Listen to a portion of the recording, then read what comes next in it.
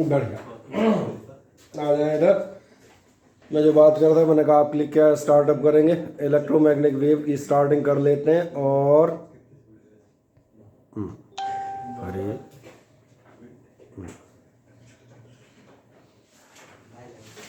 Electromagnetic wave से मैंने कहा इसके बाद जो हम ब्रांच स्टार्ट करेंगे वो आप किस पर जा रहे थे, ऑप्टिक्स की तरफ। जब आप इलेक्ट्रोमैग्नेटिक वेव से ऑप्टिक्स की तरफ जा रहे होगे तो मैंने कहा था ऑप्टिक्स कौन सी ब्रांच है, which deals with the properties and behaviour of the light. तो इसका मतलब ये इस समय मैं इलेक्ट्रोमैग्नेटिक वेव्स अगर स्टार्ट कर रहा हूँ तो एक्चुअली इलेक्ट्रोमैग्नेटिक वेव्स का मतलब ही होता है द वेव्स ऑफ लाइट मोटे तौर पे। और जब लाइट की बात करेंगे तो ध्यान देखना यहाँ पर हमारा मीनिंग दोनों टाइप की लाइट से होता है। दोनों टाइप की लाइट यानी विजिबल और as well as invisible also. Visible जिसमें आपको मालूम है हमारे 7 कलर्स आते हैं, और ये 7 कलर्स कौन से आते हैं आपके लिए, ये आते हैं आपके विबग्योर के नाम से। जबकि आप जो है इनविजिबल पे जाएंगे तो इनविजिबल में जैसे मैं कुछ नाम लिख देता हूँ, एक्स रेज, या आप कह सकते हैं बिल्कुल सही कह रहे हैं अल्ट्रावायलेट रेज, गामा रेज, अलावा इसके आप कह सकते हैं रेडियो वेव्स एटसेट्रा। क्या है पहली मेरी बात समझ में आती है? हाँ ना। जब ये चीज़ें समझ में आती हैं तो इलेक्ट्रोमैग्नेटिक वेव्स के चैप्टर में हम सबसे पहले इन्हीं के बारे में बात करेंगे। दूसरा आप देखेंगे आप इलेक्ट्रोमैग्नेटिक वेव्स का नाम कहाँ सुनते हैं। मैं याद दिलाता हूँ जब आप इलेक्ट्रिसिटी की शुरुआत ही कर रहे थे तो आपको याद आएगा हमने एक चीज़ पढ़ी थी कि if the charge is at rest then it gives the electric field only. The charge in uniform motion gives you the electric field as well as the magnetic field also. And finally an accelerated charge, अगर आपका कोई charge accelerated है तो कहीं ना कहीं EM waves generate करता है। और इसलिए कहा सारे टॉपिक्स को 1 by 1 फिजिक्स की खासियत है सब एक उसमें आपका ध्यान जाएगा। हमने लाइमन बामर पाशन ब्रैकेट और फुंड सीरीज की चर्चा की थी। लाइमन बामर पाशन ब्रैकेट और फुंड सीरीज आपसे क्या चीज़ कहती है? When electron jumps from the higher energy levels और from the higher orbits towards the lower orbits. Lower energy level यानी इनसाइड आता है तो फिर ये क्या करता है, इलेक्ट्रोमैग्नेटिक वेव्स या रेडिएशन एमिट करता है जो भी एनर्जी का डिफरेंस है। और जो मैं नाम ले रहा था लाइमन बामर पाशन एटसेट्रा, आपका ध्यान जाएगा इनको हम कहते थे अल्ट्रावायलेट रेज की सीरीज होती है, या आप कहते थे विजिबल लाइट की सीरीज होती है, या इंफ्रारेड लाइट की सीरीज होती है। इसका मतलब आपको ये समझ में आ जाएगा पहली बात तो इलेक्ट्रॉन यानी कि चार्ज के जंप करने से आपकी कहीं ना कहीं इलेक्ट्रोमैग्नेटिक वेव्स रेडिएट हो रही हैं पहली चीज़। और रेडियो जो आपने इलेक्ट्रोमैग्नेटिक वेव्स कहा है उनकी सीरीज़ में कहीं ना कहीं ये नाम आते हैं। ये मैंने इसलिए आपको दिखाया ताकि आपको ये समझ में आए कि हम जो पढ़ा रहे हैं कहीं अचानक स्टार्ट नहीं कर रहे, इससे रिलेटेड बहुत सारी छोटी छोटी बातें आपकी पढ़ी हुई हैं। क्या है पहली मेरी बात समझ में आती है। दूसरी बात आप जाएंगे इस बात सवाल आता है कि इलेक्ट्रोमैग्नेटिक वेव्स में आखिरकार होता क्या है, और होता क्या है तो मैं आपको बताता हूँ। इलेक्ट्रोमैग्नेटिक वेव्स एक्चुअली में कहाँ से जनरेट होती हैं पहले हम इस पर चर्चा कर लेते हैं। इलेक्ट्रोमैग्नेटिक वेव्स यहाँ से जनरेट होती हैं कि अगर आप इनके नाम को देखेंगे तो इनका नाम ही दो चीज़ों से मिलकर बना हुआ है। और जो दो नाम बने हुए हैं ये आपके एक है इलेक्ट्रो और दूसरा है, और मैं एक बड़ी साधारण सी चीज़ आपसे पूछता हूँ, नॉट फ्रॉम द 12th, मैं तो बात करता हूँ अगर आपने 10th में भी एक चीज़ पढ़ी है, आपने 10th में एक चैप्टर पढ़ा होगा मैग्नेटिक इफेक्ट ऑफ करंट, या जो भी हम बात कर रहे थे यहाँ कहीं। अगर आपका कोई चार्ज मूविंग स्टेट में है तो मूविंग स्टेट में आपका चार्ज वो कहीं ना कहीं ध्यान देखना एक चार्ज से या इलेक्ट्रिक फील्ड से आप चाहें तो मैग्नेटिक फील्ड डेवलप कर सकते हैं। क्या ये मेरी बात समझ में आती है? हाँ ना।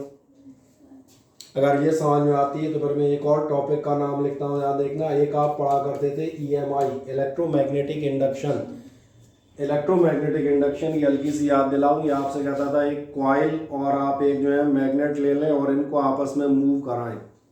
मैं 10th की याद दिला रहा हूँ, 12th में तो हम और भी ज़्यादा डिटेल में है ये चैप्टर। और ये सिंपली आपसे कहता था अगर आप ऐसा कर रहे हैं तो मैग्नेटिक फील्ड या magnetic flux linked with the coil changes. आपकी जो कॉइल है अगर आप उसके आसपास एक मैग्नेट का टू एंड फ्रो मोशन करते हैं, इस कंडीशन में आपसे कहा जाता था कि इस कॉइल से रिलेटेड जो भी मैग्नेटिक फील्ड या फ्लक्स हैं वो चेंज होंगे और रिजल्ट ये आएगा कि यहाँ पे जो एमीटर आपने लगा रखा है वो डेविएशन या डिफ्लेक्शन शो करता है, that means a current induces in it. यानी हम कहीं ना कहीं ये कहना चाह रहे हैं कि अगर आप चाहें तो मैग्नेटिक फील्ड से आपकी इलेक्ट्रिक फील्ड भी डेवलप की जा सकती है। और इसीलिए ध्यान देखना, ये जो टॉपिक है that is called electromagnetism. Electromagnetism का मतलब ही है कि इलेक्ट्रिसिटी और magnetism these are not two different और सेपरेट फिनोमेना, दोनों आप देखेंगे एक दूसरे के सब्सिडियरी हैं। अगर आप पास कोई एक्सेलरेटेड या ऑसिलेटिंग चार्ज है, बड़े सिंपल भाषा में आपसे कहता हूँ, आपके पास कैसा चार्ज है, ऑसिलेटिंग चार्ज। और ऑसिलेटिंग चार्ज या वाइब्रेटरी चार्ज के लिए अगर मैं ग्राफिकल बनाऊं तो इससे जो इलेक्ट्रिक फील्ड जनरेट होगी वो आपको दिख रहा होगा। वो इलेक्ट्रिक फील्ड कैसी जनरेट होगी, पॉजिटिव नेगेटिव, यही ऑसिलेशन के ग्राफ होते हैं, ये लास्ट ईयर पढ़े भी हैं। अगर ये आपकी इलेक्ट्रिक फील्ड डेवलप हो रही है तो एक और सिंपल चीज़ वे आते हैं, आपको मालूम है ऑसिलेटिंग चार्ज, मूविंग चार्ज, ये क्या डेवलप करेगा, इस इलेक्ट्रिक फील्ड से डेवलप होगी एक मैग्नेटिक फील्ड, और ये मैग्नेटिक फील्ड भी वेरिएबल होगी। तो इलेक्ट्रिक फील्ड जैसे जैसे आपकी वेरी करेगी वैसे वैसे मैग्नेटिक फील्ड भी वेरी करेगी। अगर आपको एक छोटा सा लॉ याद आ जाए, इस साल हम एक बायो-सैवर्ट्स लॉ पढ़ते थे, मैग्नेटिक फील्ड काय के प्रोपोर्शनेट होती है करंट के, तो ऐसा समझ में आ रहा होगा। इलेक्ट्रिक फील्ड या करंट वेरी कर रहे हैं तो उसी के इन अकॉर्डेंस विद इट आपकी मैग्नेटिक फील्ड वेरी करेगी। अगर मैग्नेटिक फील्ड वेरी करेगी तो फिर मैं यहाँ वापस पहुँचता हूँ, आप कहाँ पर थे, ये था EMI 10th का फेराडे। और फेराडे लॉ कहता है अगर आपकी मैग्नेटिक फील्ड में चेंज हो रहा है तो यहाँ से आपकी इलेक्ट्रिक फील्ड यानी करंट डेवलप हो जाएगी। तो क्या आपको दिखता है ये आपस में एक दूसरे को बराबर रीजनरेट करती जाती हैं, और जब ये रीजनरेट करती हैं तो एक्चुअली इस ढंग से आप देखेंगे मीडियम में जो एनर्जी का ट्रांसफ़र होगा वो ट्रांसफ़र क्या कहलाता है, वो ट्रांसफ़र कहलाता है इलेक्ट्रोमैग्नेटिक वेव। और एक बहुत पुरानी चीज़ याद दिलाता हूँ सिंप्लिसिटी के लिए, और इसलिए कहा मैं 12th के चैप्टर बेसिस पे चर्चा नहीं कर रहा, जिन्होंने 12th का चैप्टर नहीं पढ़ा मैं तो कर रहा हूँ 10th के चैप्टर के बेस पे। क्या आपने ऐसा कभी हाथ किया था 10th के दौरान? और अगर आपको याद हो, इनमें से एक फादर कहते थे, आप एक मदर कहते थे और एक चाइल्ड कहते थे, और फादर मदर चाइल्ड का मतलब ही ये था कि आपकी मैग्नेटिक फील्ड और करंट यानी चार्ज ये दोनों म्यूचुअली परपेंडिकुलर डायरेक्शन में होते हैं। इसका मतलब अगर आप प्रैक्टिकली देखेंगे, अगर कोई इलेक्ट्रोमैग्नेटिक वेव है और मैं मान के चलूँ कि आपकी इलेक्ट्रिक फील्ड सपोज करें ये हो, तो आपको ये भी नज़र आएगा कि जो आपकी मैग्नेटिक फील्ड होगी वो मैग्नेटिक फील्ड कहाँ होगी, इस पे ओवरलैप नहीं करेगी, वो ऐसी होगी। समझ में आ रहा है? ये मैंने वैसा छल्ला नहीं बना दिया, इसका मतलब है, ध्यान से देखो, मैं इसको और थोड़ा क्लियर कर देता हूँ, शायद अगर तुम थोड़ा इमेजिनेशन करो तो तुम्हें समझ में आ जाए।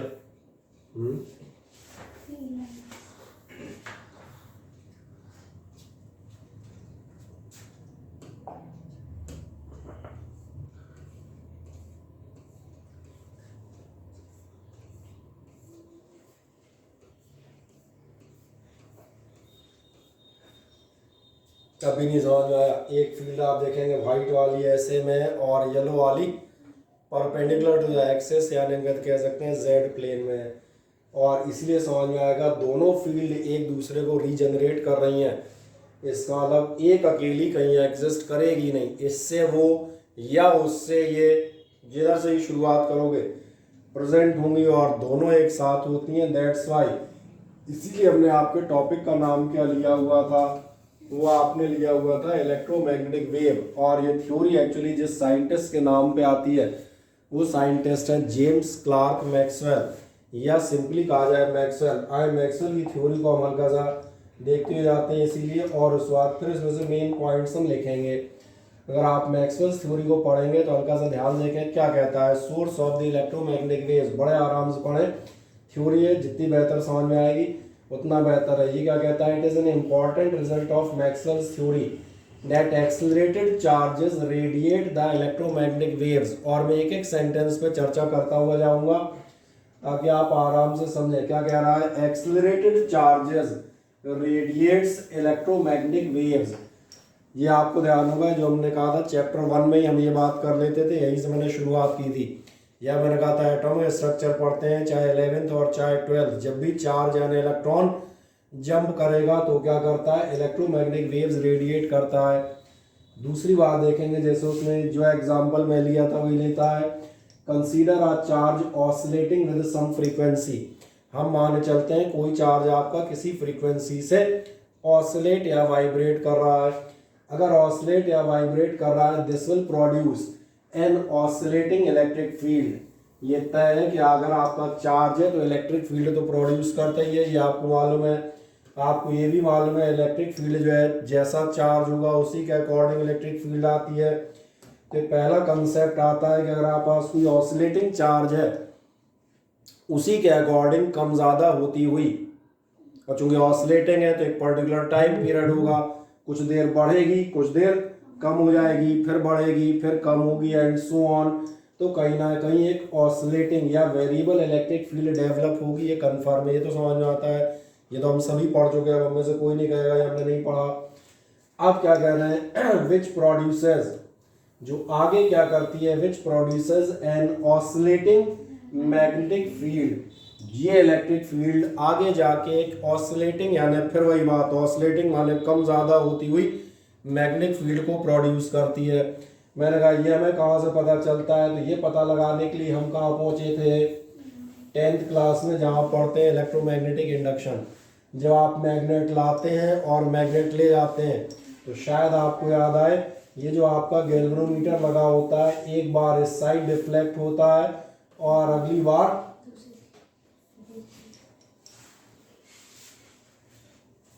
आपने ये भी पढ़ा था कि अगर किसी कॉइल से हम करंट फ्लो करेंगे तो मैग्नेट की तरह काम करती है, सोलेनॉइड कहलाती है।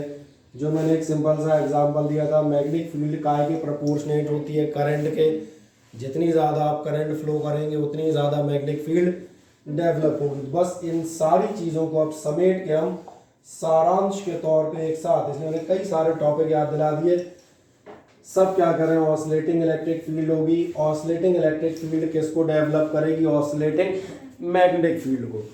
ये हुआ मैग्नेटिक इफेक्ट ऑफ करंट। अब दिक्कत ये इसके आगे ईएमआई लग जाएगा कि अगर ऑसिलेटिंग मैग्नेटिक फील्ड है, वेरिएबल मैग्नेटिक फील्ड है, तो क्या कहेगा, which in turn is a source of oscillating electric field.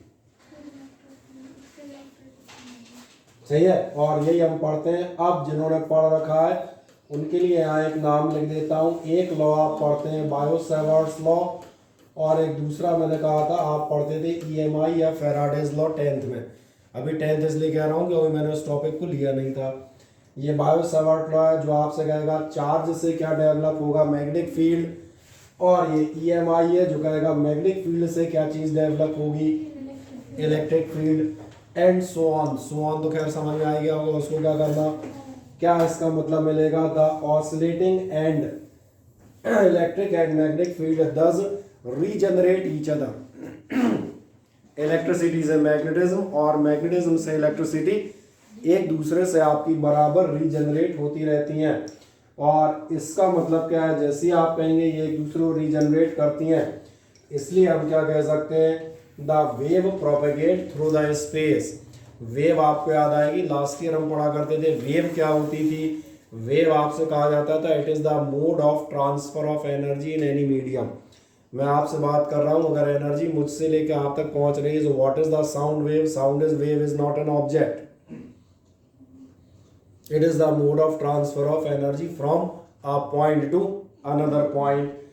और एक खास बात, कोई पूछेगा इस वेव की टाइम पीरियड और फ्रीक्वेंसी क्या हो, तो वैसे ही अंदाज लगाओ, जो फ्रीक्वेंसी आपके वाइब्रेशन ऑफ चार्ज की थी उसी के अकॉर्डिंग इलेक्ट्रिक फील्ड वेरी होगी, उसी के अकॉर्डिंग मैग्नेटिक फील्ड वेरी होगी। तो नेक्स्ट लाइन क्या कहलाती है, ये आपसे कहता है the frequency of electromagnetic wave naturally किसके इक्वल होगी, it equals the frequency of oscillation of the charge. क्या वे लाइनें समझ में आती हैं। तो एक सिंपल का काम करें, मेन पॉइंट्स लिख देता हूँ, एक आप सिंपल हेडिंग डाल दें मैक्सवेल्स थ्योरी, चैप्टर का नाम डाल दीजिएगा इलेक्ट्रोमैग्नेटिक वेव, और एक सिंपल हेडिंग डाल दें मैक्सवेल्स थ्योरी। मेन पॉइंट्स हम नोट कर देते हैं, डिटेल बाद में पढ़ लीजिएगा।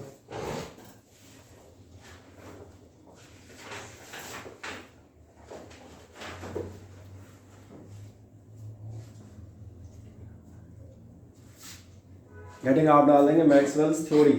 मैक्सवेल्स थ्योरी में डैश मार के आप लिख दीजिएगा एन ऑसिलेटिंग।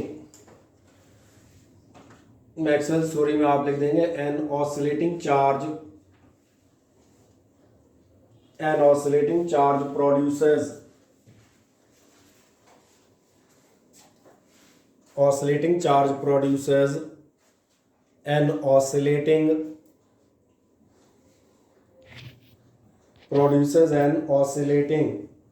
और इसके ब्रैकेट में एक और वर्ड लिख दीजिएगा time variable.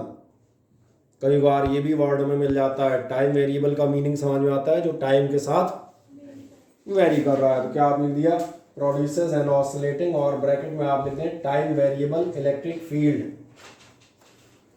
Time variable electric field.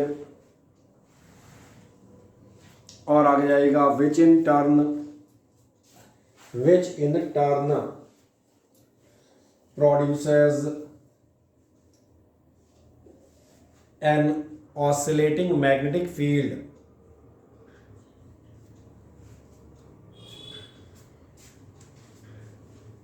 Oscillating magnetic field. क्या इतनी कहानी समझ में आई? चार्ज से इलेक्ट्रिक फील्ड डेवलप हुई, इलेक्ट्रिक फील्ड से मैग्नेटिक फील्ड डेवलप हुई, लेकिन कहानी यहाँ खत्म नहीं होगी। मैग्नेटिक फील्ड से वापस इलेक्ट्रिक फील्ड दोबारा आनी है। तो और आगे बढ़िएगा विच जनरेट्स एन ऑसिलेटिंग और टाइम वेरिएबल,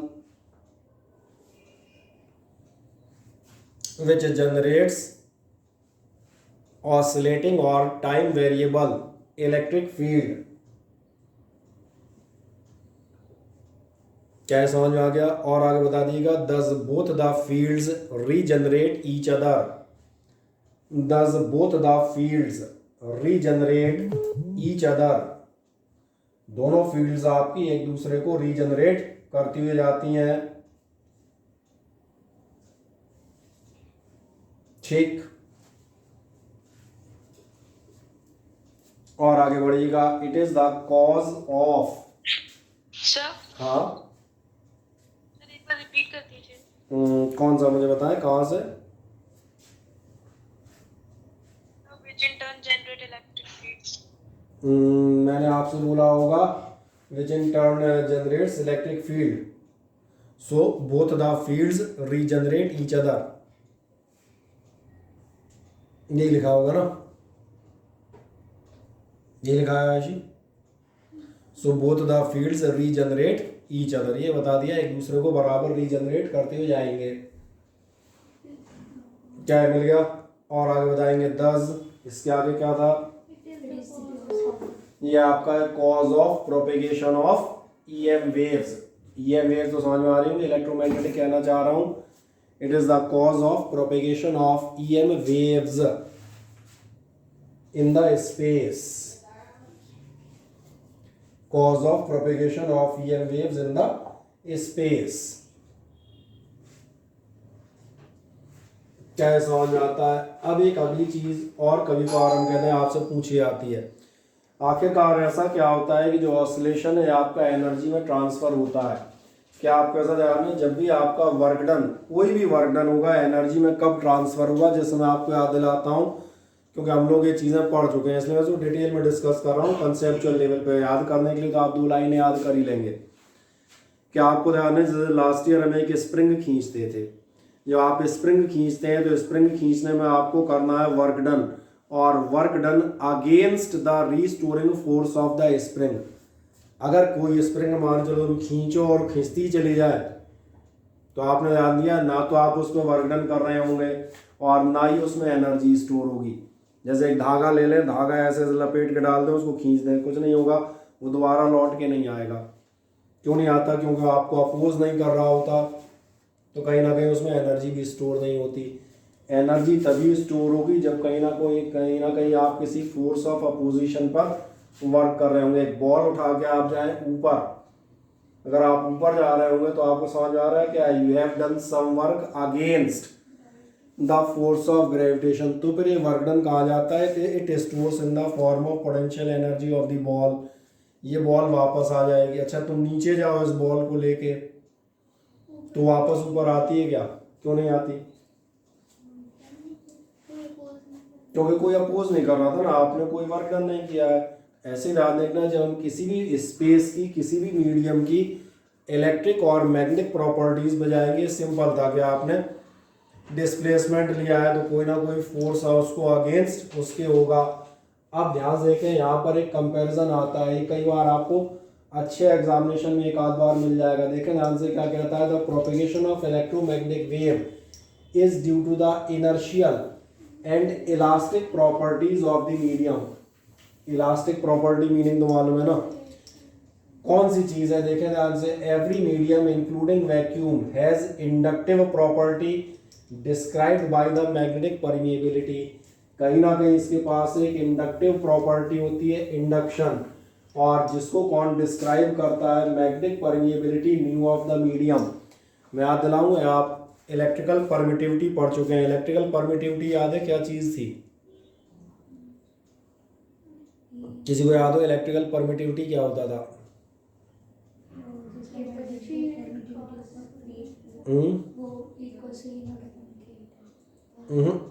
फॉर्मूला मत बताएं, ये बताएं इलेक्ट्रिकल परमिटिविटी होती क्या है?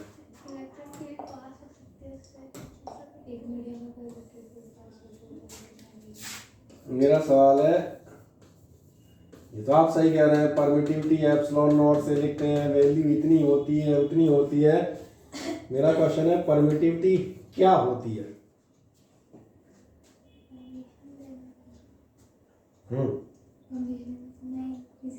सर मीडियम के बारे में। मीडियम के बारे में आपने ध्यान से नहीं पढ़ा, कभी ध्यान से देखें आप, इसमें से इतना इतना एबिलिटी टू परमिट द, सही कह रहे हैं, बिल्कुल सही कह रहे हैं। हर मीडियम अपने अकॉर्डिंग इलेक्ट्रिक फील्ड लाइंस को परमिट करेगा या नहीं करेगा, या कितनी करेगा, ये उस पर डिपेंड करेगा, और that is called the permittivity of the medium. मैं आपको एक बात याद दिलाता हूँ, जिनसे अगर आपने मैग्नेटिक मटेरियल्स पढ़े थे, मैग्नेटिक मटेरियल की मैं केमिस्ट्री में पढ़े होंगे, केमिस्ट्री मैग्नेटिक मटेरियल्स में ये नाम सुने हैं, पैरामैग्नेटिक, डायामैग्नेटिक, और या मैं कह दूं फेरोमैग्नेटिक। कोई बोल नहीं रहा तो मुझे नहीं लग रहा है सुने, नहीं सुने? बढ़िया। पैरामैग्नेटिक, डायमैग्नेटिक और फेरोमैग्नेटिक कौन से होते हैं? फेरोमैग्नेटिक होते हैं स्ट्रॉन्ग मैग्नेट जो बन जाते हैं। एग्जाम्पल बताता हूँ, सबसे सिंपल एग्जाम्पल, फेरो कह रहा हूँ तो लोहा ही होगा, सही है ना। पैरामैग्नेट वो होते हैं जो चारे नाम से ही पैरा होते हैं, यानी आधे अधूरे मैग्नेट। और आधे अधूरे मैग्नेट में हम कौन सा एग्जाम्पल ले लें? चलो कुछ भी, सोडियम सरीका ले लो, छोड़ो। और ऑक्सीजन। डायमैग्नेटिक होते हैं, ध्यान रखना, अपोजिट होते हैं, which are repelled from the magnets, इसलिए इनको मैं कहता हूँ एंटी मैग्नेट कह सकते हो समझने के लिए। ये दोनों क्या होते हैं? These are attracted by the magnets but these materials are repelled by the magnets. और इसलिए डायमैग्नेट का एग्जांपल तो सबसे सिंपल होता है। डायमैग्नेट के एग्जांपल होते हैं हवा, पानी, नमक। नहीं, शक्कर नहीं होती, एक मजेदार बात है, शरबत थोड़ा ना बनाना है, ORS का घोल।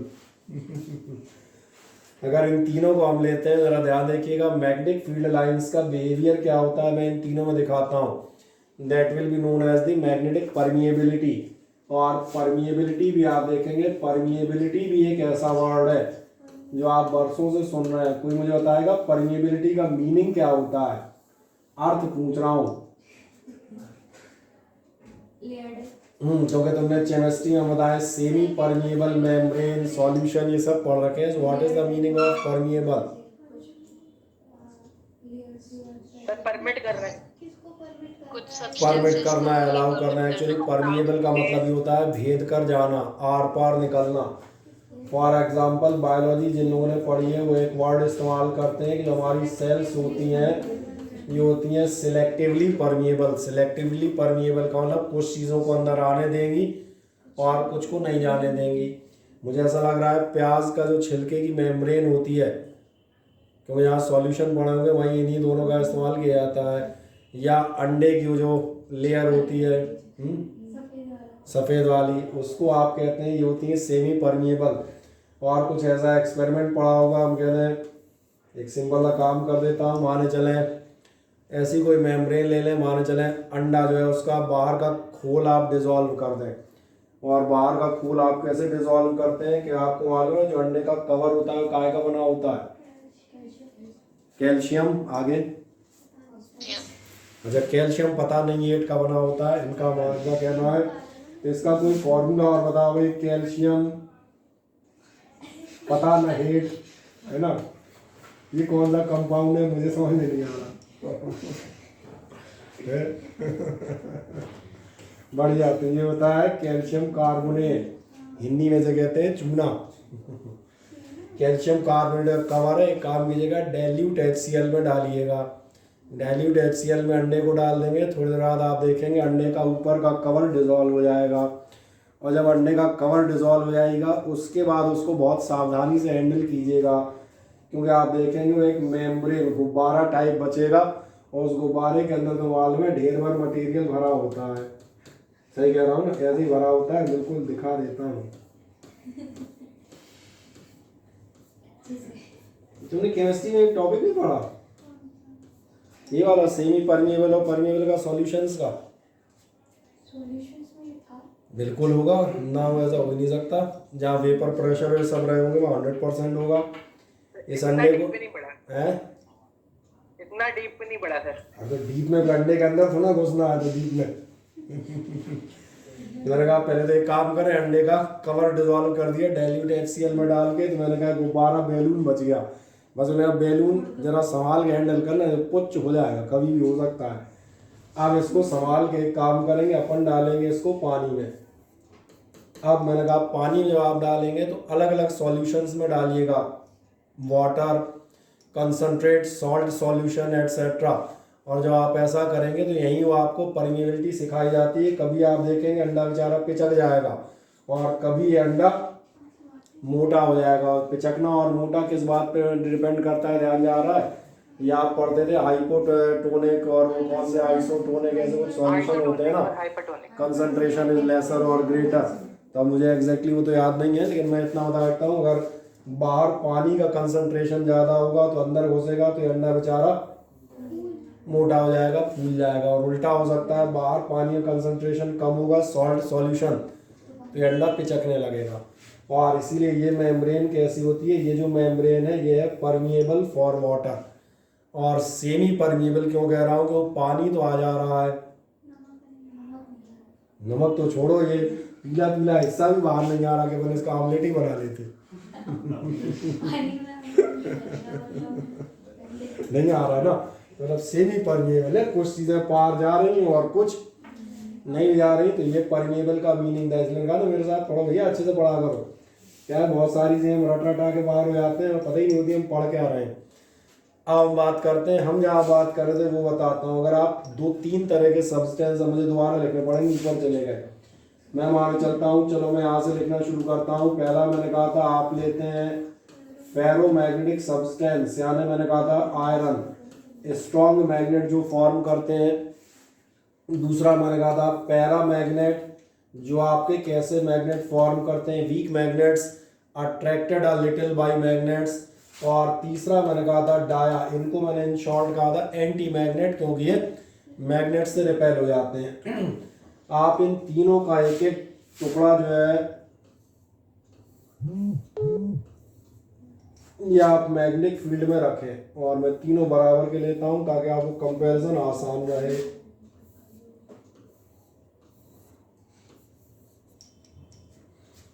और ध्यान रखिएगा ये भी टॉपिक हम भी कभी पढ़ाएंगे, और जब पढ़ाएंगे तो सीधा यही रेफर कर देंगे। एक बार जब हम अंडा पढ़ा रहे थे, है ना?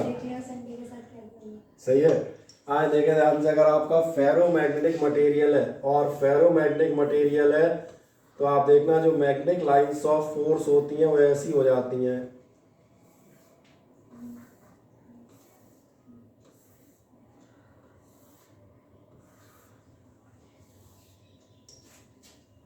समझ में आ गया? ऐसी क्यों हो गई? क्योंकि मैंने कहा इसकी आपकी परमिएबिलिटी ज़्यादा है, इसलिए सारी की सारी जो मैग्नेटिक लाइंस हैं वो कहाँ से क्रॉस करेंगी? वो लोहे के अंदर से क्रॉस करेंगी। यहाँ पर कहा जाता है the permeability of iron is, magnetic permeability of this is very high. और जिन्होंने सौभाग्य से मैग्नेटिक इफेक्ट का चैप्टर भी पढ़ा है, वहाँ एक आध जगह बीच में आता भी है कि सॉफ्ट आयरन की परमिएबिलिटी काफ़ी हाई होती है। आ जाए अगर माने चले पैरा मैग्नेटिक रखा जाए, और पैरा मैग्नेट में भी यही वाली लाइनें लेता हूँ। कौन सी लूँगा पैरा मैग्नेट में? यही वाली, एक ये, दूसरी ये, तीसरी, चौथी तो ये है ही बेचारी, पांचवी कहाँ गई ये, छठवीं, और ये हो गई सातवीं। आज आप देखें अगर मान चलना यही फील्ड में यहाँ पर लेता और अब कौन होता पैरामैग्नेटिक सब्सटेंस, तो क्या होता? नहीं होता, ऐसा नहीं है।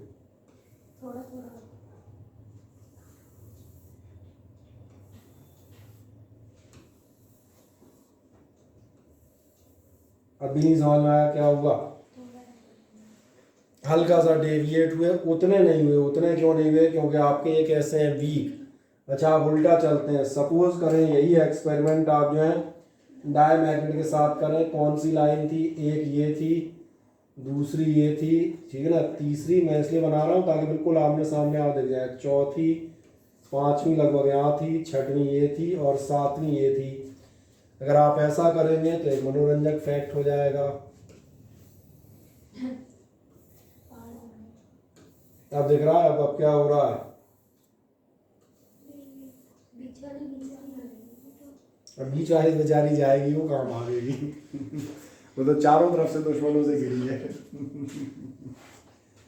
ये है उल्टा, इसकी परमिएबिलिटी नेगेटिव है। नेगेटिव समझ में आ रही है? मैंने कहा था रिपेल हो जाता है, ये मैग्नेटिक लाइंस को पार नहीं होने देगा, ये उल्टा हटाएगा। और ये है परमिएबिलिटी के डिफरेंस जिस पे हम बात कर रहे थे। अब आप एक बात ध्यान देखें, आपको बिल्कुल समझ में आएगा। परमिटिविटी जो मैं मैग्नेटिक परमिएबिलिटी दिखा रहा हूँ, similar is the electrical permittivity. केवल आपको एक छोटा सा काम करना है, जिन्हें मैं मैग्नेटिक फील्ड लाइंस कह रहा हूँ उनको मन में इलेक्ट्रिक फील्ड लाइंस मान लें। So that is the difference of the electrical permittivity also as it is. कुछ इलेक्ट्रिसिटी बहुत ज़्यादा परमिएबल होंगे, कुछ कम परमिएबल होंगे, और कुछ आप देखेंगे एंटी परमिएबल भी होंगे। और एंटी परमिएबल का मतलब समझ में आ गया होगा, जो अलाउ नहीं करेंगे उल्टा हटाएंगे। क्या ये समझ में आते हैं? तो वे दोनों वर्ड क्लियर हो जाते हैं, परमिटिविटी और परमिएबिलिटी। जैसे ही दोनों समझ में आते हैं तो यही चीज़ हम आपसे बात कर रहे थे। किसी भी मीडियम में आप देखना मैग्नेटिज्म के लिए क्या होगी? परमिएबिलिटी। मैग्नेटिज्म इससे पार निकल पाएगा या उसको रोका जाएगा। और ये प्रॉपर्टी क्या चीज़ प्रोवाइड करती है? ये प्रोवाइड करती है मैग्नेटिक इनर्शिया। इनर्शिया याद है कि भूल गए? इनर्शिया था जो जैसा है वैसा ही रहेगा। In short that is called inertia. जब आप काइनेमेटिक्स में बात करते हैं न्यूटन्स लॉज में, तो काइनेमेटिक्स का इनर्शिया आता है, रेस्ट की बॉडी रेस्ट में रहेगी, मोशन वाली बॉडी मोशन करती रहेगी। इसलिए इनर्शिया का बेसिक मीनिंग फिजिक्स में क्या कहता है? जैसा है वैसा ही रहेगा, बदलोगे तो अपोज करेगा। यही था Newton's first law of motion. तो तुम्हारा ध्यान जा रहा होगा मैग्नेटिक परमिएबिलिटी क्या चीज देगी? Magnetic inertia. आपका मीडियम जाएगा जैसे है वैसे ही बने रहे। ये जबरदस्ती मैग्नेटिक फील्ड लाइंस कहाँ घुसी आ रही हैं? दूसरे पे आप देखें इलास्टिसिटी ऑफ द मीडियम, ये कौन प्रोवाइड करता है? That is provided by the capacitive property. और कैपेसिटिव प्रॉपर्टी समझ में आ रहा होगा, कैपेसिटी, कैपेसिटेंस तो याद है, चार्ज और इलेक्ट्रिक फील्ड स्टोर हो सकती है नहीं, उसको हम कैपेसिटेंस कहते हैं। तो इसलिए हमने कहा था कैपेसिटिव प्रॉपर्टी, और इसी को आप किस नाम से जानते हैं? Electrical permittivity. चार्ज और इलेक्ट्रिक फील्ड इसमें स्टोर होंगे या नहीं होंगे, ये उनको अपोज करेगा या नहीं।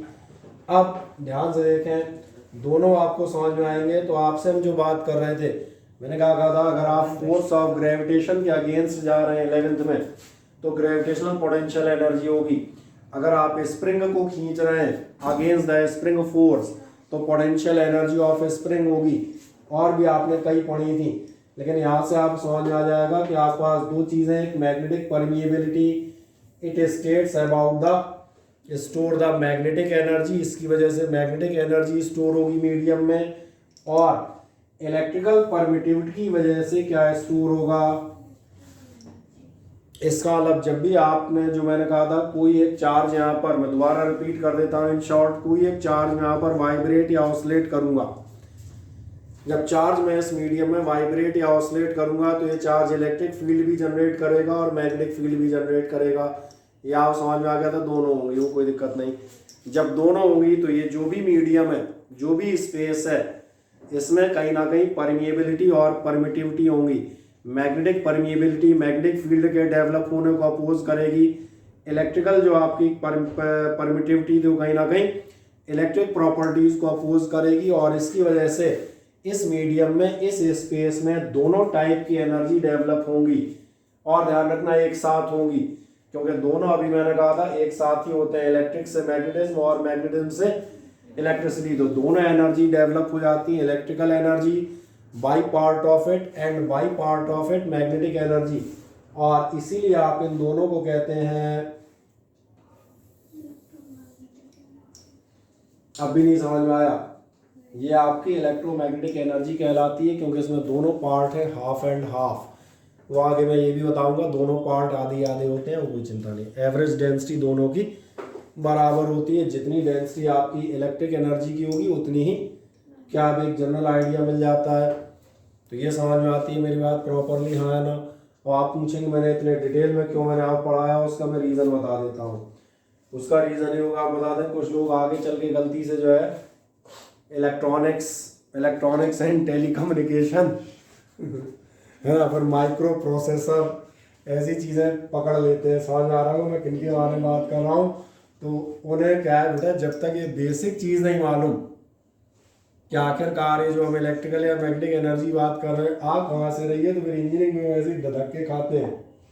इसलिए मैंने बात किया था। अब एक काम कर दें, पहले तो आप ये देखें आपने लिखा क्या था, मुझे ऐसा बताया ज़रा एक सेकंड में। अच्छा, वो आपने लिख दिया था, तो एक छोटा काम और कर दें, उसके नीचे आप बता दीजिएगा एक सिंपल से उसमें पैराग्राफ चेंज करके एक लाइन लिख दें। इसमें आप लिख दीजिएगा every medium has, paragraph change करके आपको उसमें अपनी कॉपी में लिख दीजिएगा every medium has inductive property. Every medium has inductive property described by the magnetic permeability. Inductive property described by the magnetic permeability mu.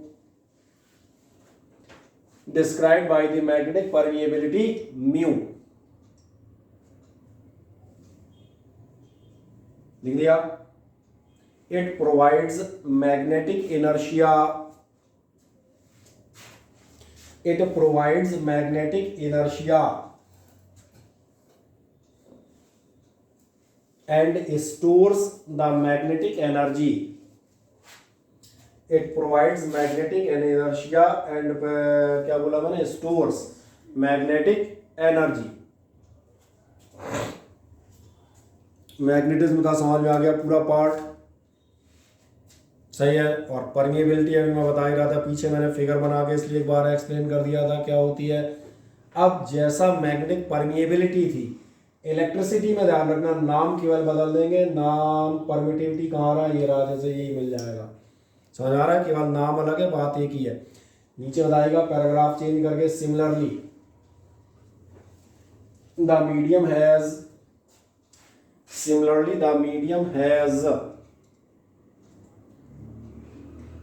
Elastic और capacitive property.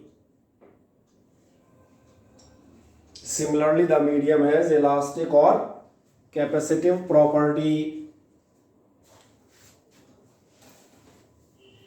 called electrical permittivity. Capacitive property called electrical permittivity. और इसमें आप बताएंगे it stores the electrical field energy. It stores the electrical field energy.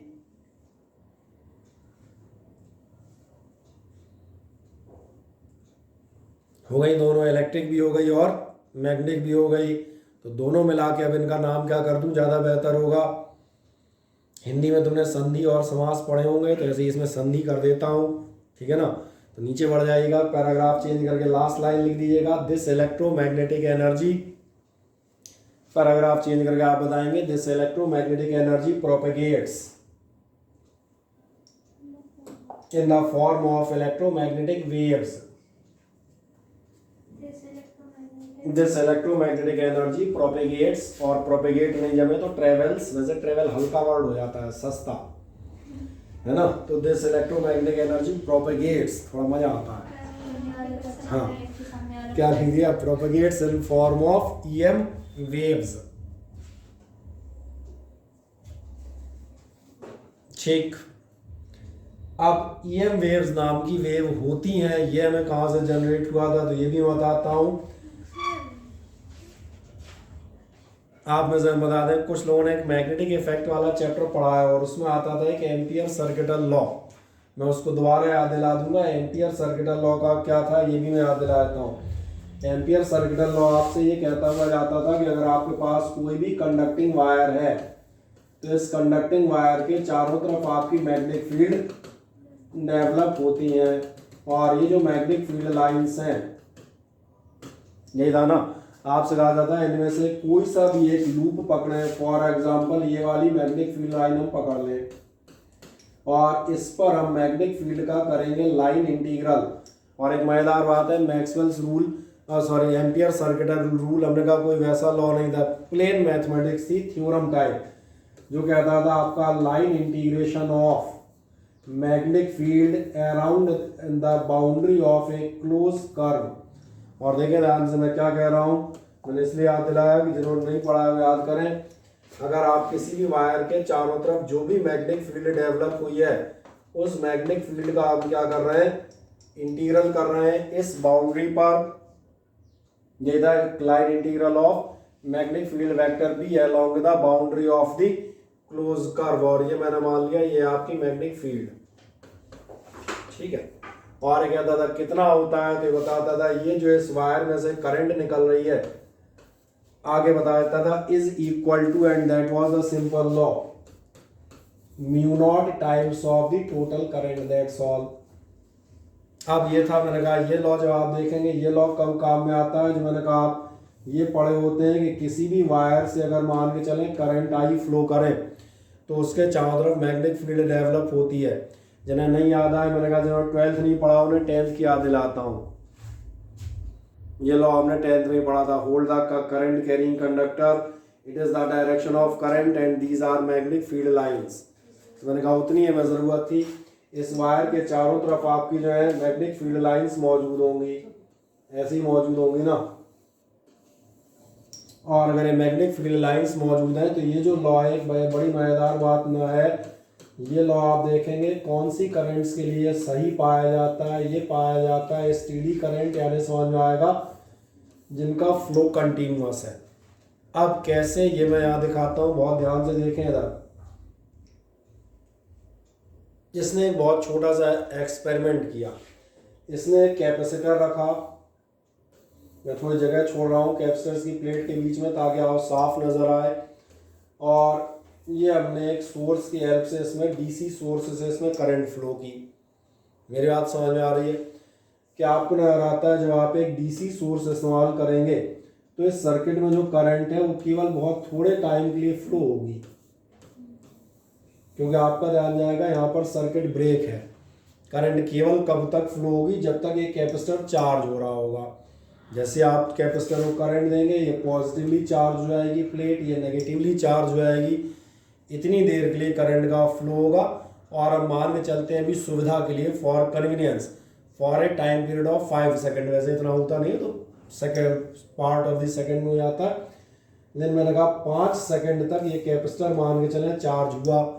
5 second बाद आप देखेंगे यहाँ पर करंट डिसएपियर हो जाएगी। अब जब करंट डिसएपियर हो जाएगी तो अब यहाँ पर एक छोटी चीज़ देखें, क्या आपको ऐसा समझ में आता है करंट क्यों डिसएपियर हो गई, फ्लो क्यों बंद हो गया? क्योंकि ये जो पार्ट है ये आपका सर्किट ब्रेक है, ये कनेक्शन नहीं है, कंडक्शन नहीं होना, यानी यहाँ पर आप देखेंगे करंट नहीं होगी। सही कह रहा हूँ क्या मैं? और अगर इस पार्ट में करंट नहीं होगी तो एक बहुत सिंपल सी बात आता हूँ, अगर करंट नहीं होगी तो मैग्नेटिक इफेक्ट ऑफ करंट यानी कि मैग्नेटिक फील्ड भी नहीं होनी चाहिए। और सही है, प्रैक्टिकल हमने हमेशा यही देखा है, करंट होगी तो मैग्नेटिक फील्ड होती है, और करंट नहीं है अपने आप थोड़ी मैग्नेटिज्म डेवलप हो जाएगा। लेकिन उसने एक बहुत खास बात देखी, उसने यहाँ पर एक कंपास रखा और उसने ये देखा कि जैसे आप ये स्विच ऑन करते हैं, पार्ट ऑफ द टाइम जितनी देर ये कैपेसिटर चार्ज हो रहे हैं, मैंने कहा जितनी देर ये कैपेसिटर चार्ज हो रहा है, या इसको अगर आप डिस्चार्ज करें, जितनी देर ये डिस्चार्ज हो रहा है उतनी देर यहाँ पर आपकी एक मैग्नेटिक फील्ड प्रेजेंट होती है। अब एक बहुत सीधा सवाल आया कि जब इस प्लेस पर आपका इलेक्ट्रिक करंट नहीं है तो फिर मैग्नेटिक फील्ड कहाँ से आ गई? मैं सही कह रहा हूँ ना? मेरा क्वेश्चन अपनी जगह सही है। इन दोनों के बीच में मैंने कहा फ्लो ऑफ करंट नहीं है, और हम हमेशा से पढ़ते आए जब भी आप किसी कंडक्टर से करंट फ्लो करेंगे तो मैग्नेटिक फील्ड डेवलप होगी। मैंने कहा बेटा मेरे पास कंडक्टर ही नहीं है, मैं करंट ही फ्लो नहीं कर रहा, अब काहे से मैग्नेटिक फील्ड प्रोड्यूस होगी? कुछ नहीं होगी। लेकिन ये एक्सपेरिमेंट कहता है यहाँ जहाँ पर कंडक्टर नहीं है, जहाँ पर आपका फ्लो ऑफ करंट नहीं है, वहाँ भी कुछ देर के लिए मैग्नेटिक फील्ड की प्रेजेंस होती है। और ये मैग्नेटिक फील्ड की प्रेजेंस क्यों होती है ये मैं बताता हूँ, बहुत ध्यान से सुनिएगा। ये केवल कितने टाइम के लिए, जरा ये देखें, मैंने कहा है केवल उतने टाइम के लिए जब ये कंडक्टर चार्ज हो रहा है। क्या आपका ध्यान है? जब ये कंडक्टर चार्ज होगा, मैं एक सिंपल भाषा में बात करता हूँ, इसका मतलब इसका चार्ज मान चलो 1 माइक्रो कूलम से 2 micro coulomb, 3 micro coulomb and 5 micro coulomb ऐसे ही बढ़ेगा ना जब चार्ज हो रहा होगा तब। अगर चार्ज हो रहा है, चार्ज बढ़ रहा है, यानी ध्यान देखना यहाँ पर इलेक्ट्रिक फील्ड आपकी कंटिन्यूअसली बढ़ रही होगी। या उल्टा जब आप डिस्चार्ज करेंगे तो ऑर्डर उल्टा जाएगा। इन प्लेट्स का चार्ज कम हो रहा होगा, प्लेट्स का चार्ज कम होगा तो जहाँ आपकी इलेक्ट्रिक फील्ड प्रेजेंट रहती है वो बराबर कम हो रही होगी। तो आप ध्यान से देखें यहाँ पर मैंने कैसी फील्ड ली है, मैं उसका एक्चुअल नाम लिखता हूँ। मैंने यहाँ पर ली है टाइम वेरिएबल इलेक्ट्रिक फील्ड। अब भी नहीं समझ में आया? जो थोड़ी देर पहले मैंने आपसे कहा था, मैक्सवेल ने कहा था टाइम वेरिएबल इलेक्ट्रिक फील्ड से मैग्नेटिक और मैग्नेटिक से इलेक्ट्रिक डेवलप होती है। फैराडेज और बायो-सेवर्ट के लॉ अपनी जगह मौजूद ही थे, लेकिन ध्यान से देखो उसने ये प्रूव किया कि अगर यहाँ पर इलेक्ट्रिक फील्ड, और इलेक्ट्रिक फील्ड तो याद है कैपेसिटर के बीच में इलेक्ट्रिक फील्ड कितनी होती है, मैं वैल्यू भी याद दिला देता हूँ क्योंकि अगला टेस्ट आपका, और सिग्मा याद दिला देता हूँ, कोई वो भी भूल गया हो तो मैं और डिटेल कर देता हूँ। कैपेसिटर के बीच में आपकी फील्ड होती है, इनमें से आप देखेंगे एरिया और एप्सिलॉन नॉट कांस्टेंट है, लेकिन यहाँ की फील्ड ड्यूरिंग द चार्जिंग और ड्यूरिंग द डिस्चार्जिंग ये आपकी फील्ड बदलेगी। क्यों बदलेगी? क्योंकि चार्ज कहीं ना कहीं जो भी हो, या तो बढ़ रहा होगा या कम हो रहा होगा, और अगर बढ़ेगा या कम होगा तो इस समय यहाँ पर आपकी फील्ड कैसी हो गई है, और जहाँ भी टाइम वेरिएबल फील्ड होगी वहाँ पर आपकी मैग्नेटिक फील्ड का प्रेजेंस होगा। तो दो बातें यहाँ से आती हैं। पहली बात तो जो हम बता रहे थे, मैक्सवेल्स लॉ में हम करेक्शन करेंगे, that is called Ampere's law में हम करेक्शन करेंगे which is called inconsistency of amperes rule, कि एम्पियर लॉ हर जगह कंसिस्टेंट नहीं है, कुछ ऐसी भी जगह है जहाँ पर ये नहीं लगता।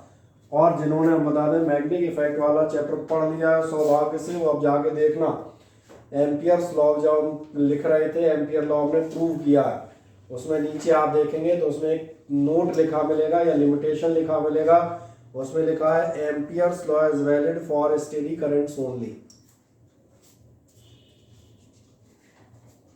मिल गया क्या आपको? पुराना है प्रूव एम्पियर लॉ का, तो उसमें आप देखेंगे लास्ट में एक लाइन आपको बिल्कुल मिलेगी। तो मैं हमेशा बोर्ड पे लिखता हूँ कि इसकी एक लिमिटेशन या इसकी एक ड्रॉबैक, जो भी आप कहना चाहें वो बताया जाता है। सॉफ्ट आयरन वाला मिल गया, चलो अच्छी बात है। पढ़ोगे तो सब मिलेगा, है ना? तो चले यहाँ देख लें, पहले यहाँ का देख लें, नहीं तो यहाँ का नहीं खो जाए कहीं। एक मिनट में मेरी इतनी बात समझ में आती है। एम्पियर्स लॉ मैंने कहा था केवल किन के लिए वैलिड है? स्टेडी करंट्स के लिए। ऐसी जगहों पर जहाँ करंट फ्लो ही नहीं हो रही वहाँ एम्पियर लॉ के मुताबिक I बराबर 0 रख दोगे तो फिर आपकी B बराबर कितनी आनी चाहिए? जीरो आनी चाहिए थी क्योंकि करंट फ्लो ही नहीं हो रही, पर प्रैक्टिकल कहता है कि यहाँ पर मैग्नेटिक फील्ड है, मतलब कुछ गड़बड़, और इसी गड़बड़ को हम आगे एक्सप्लेन करेंगे। वैसे तो उसकी हिंट मैंने दे ही दी है कि टाइम वेरिएबल इलेक्ट्रिक फील्ड से भी मैग्नेटिज्म जरूरी होता है, मैग्नेटिज्म के लिए करंट होना जरूरी नहीं है, करंट की प्रेजेंस जरूरी नहीं है, फील्ड से भी आपका मैग्नेटिज्म डेवलप हो जाता है। और आए चेक करते हैं थ्योरेटिकली। अब एक सिंपल चीज़, एक छोटा काम करते हैं, हेडिंग डाल दीजिएगा एम्पियर सर्किटल लॉ, फिर से लिख दो 2 लाइन में, कोई समस्या नहीं। इसकी इनकंसिस्टेंसी मुझे बतानी है, मुझे बहुत अच्छे से पता है तुमने कौन सा एम्पियर लॉ याद है, ठीक है ना। लिख दो एक छोटी सी लाइन, एम्पियर्स लॉ या एम्पियर सर्किटल लॉ पूरे ही लिख दो। एम्पियर सर्किटल लॉ में आप लिख दीजिएगा, यही लिख दो, ये तो लिखो ही, अकॉर्डिंग टू दिस लॉ, इससे थोड़ा वजनदार लगता है। लिख दें according to this law the line integral of magnetic field, दिख रहा है सभी को बोर्ड, तो ये पढ़ना पड़ेगा। According to this law the line integral of magnetic field along any closed path or circuit, along any closed path or circuit is mu naught times the total current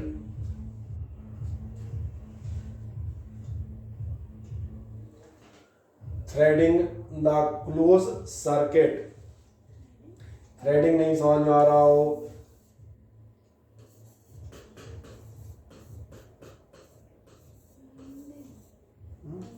threading, thread धागे सरीखा है, ये threading कहलाती है।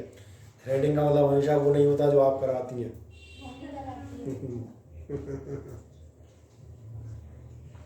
है ना, कई बार कई शब्दों के टेक्निकल मीनिंग भी हुआ करते हैं। क्या आप लिख दिया, mu naught times the total current threading the close circuit, और नहीं लिखे तो बाइंडिंग द क्लोज सर्किट, जो उस क्लोज सर्किट को बाइंड कर रही है उस पर होगी। और यही लिख रहे थे, पुण्य में चला गया, मैं यहाँ बड़ा सा लिख देता हूँ।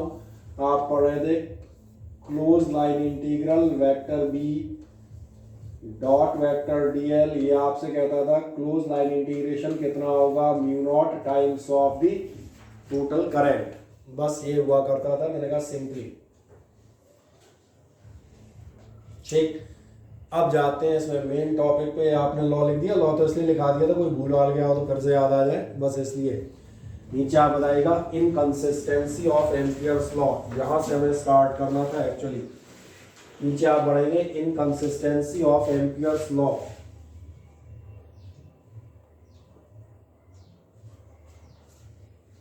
नीचे आप आ जाएंगे इनकंसिस्टेंसी ऑफ एम्पियर्स लॉ। और इनकंसिस्टेंसी ऑफ एम्पियर्स लॉ पहले लिख दें, फिर मैं दोबारा एक्सप्लेन करूंगा। ये आपसे क्या क्या कहता है, इसमें नीचे आप बताइएगा amperes law is valid for steady currents, लिख दें amperes law is valid for only for steady currents, खत्म। भाई इतना पर्याप्त है आपके लिए फिलहाल लिखने के लिए।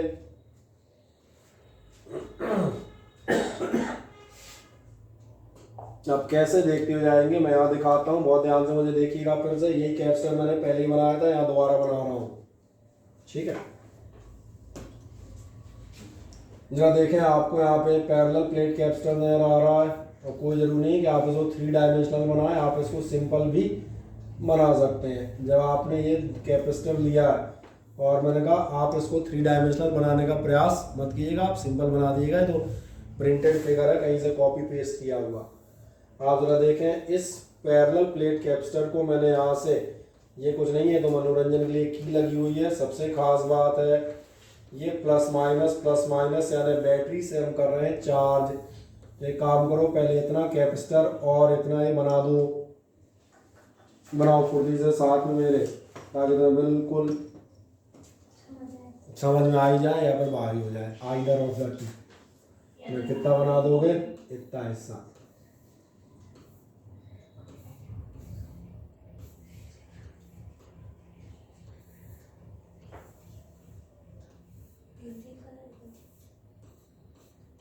मजे ले रहा हूँ।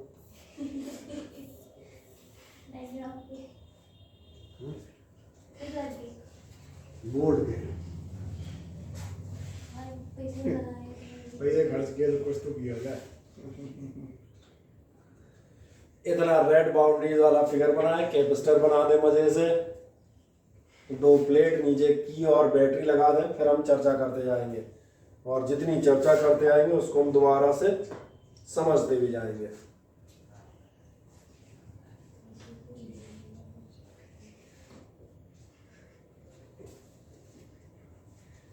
क्या आपने इतना कर लिया? हाँ ना बताएं। इतना फिगर तो बना दिया। अब ध्यान देखना, मैं यहाँ पर 2 पॉइंट्स लेता हूँ। जैसे आपको याद होगा एम्पियर रूल जब हम ले रहे थे तो उसमें हम क्या करते थे, ये आपका कोई कंडक्टर और इसके चारों तरफ आप ऐसा एक क्लोज लूप लेते थे। अब यहाँ एक काम करें, एक पॉइंट हम यहाँ मान लेंगे और इस पॉइंट के अबाउट मैंने एक ये लूप ले लिया, एक पॉइंट मैं यहाँ मान लेता हूँ और इसके अबाउट भी मैं क्या ले लेता हूँ, एक क्लोज लूप यहाँ ले लिया। यहाँ मैंने मान लिया ये फर्स्ट, ये सेकंड, चलो 1 2 तो खैर बने रहने दो, तो अपने हिसाब से लिख लेंगे। 2 पॉइंट नज़र आ जाते हैं, एक ये पॉइंट लिया, उसके चारों तरफ क्लोज कर्व ले लिया, एक ये पॉइंट लिया और उसके चारों तरफ भी आपने एक लूप ले लिया है। ले लें 2 पॉइंट जो मैंने नीले बनाए, खत्म।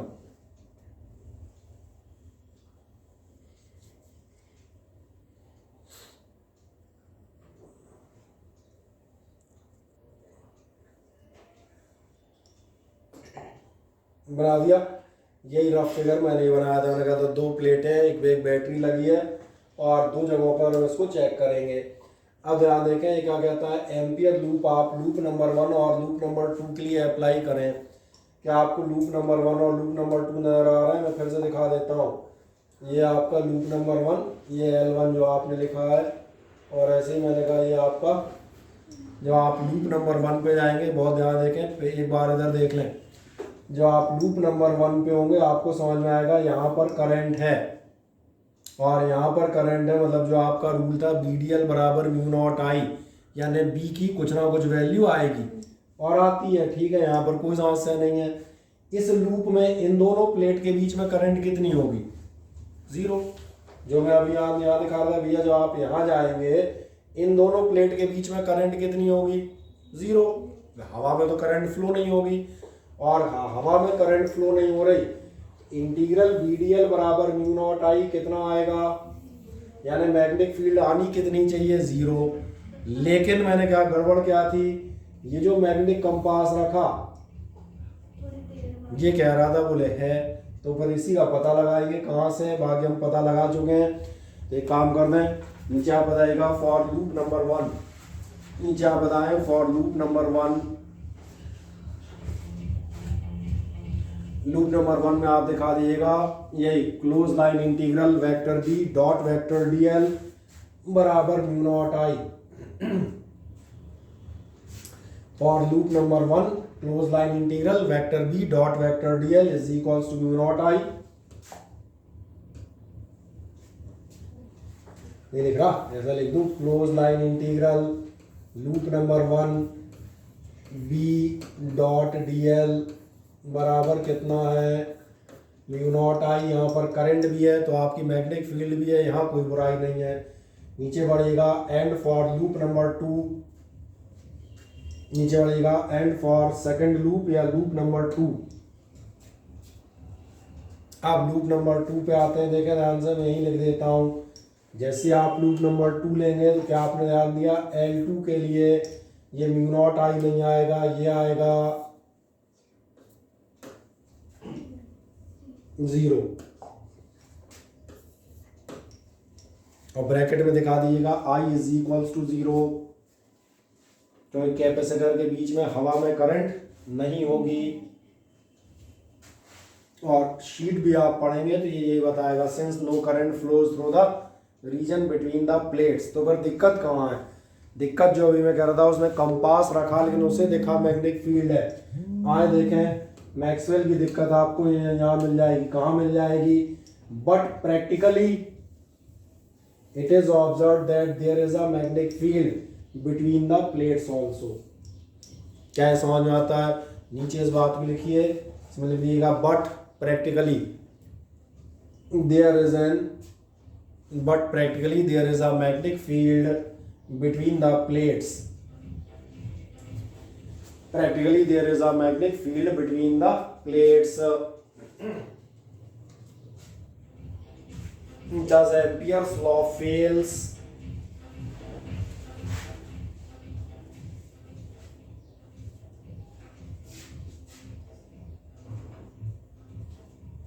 Does Ampere's law fails for this region? इस रीजन के लिए आपका एम्पियर्स लॉ फेल हो जाएगा। क्या है, समझ में आता है?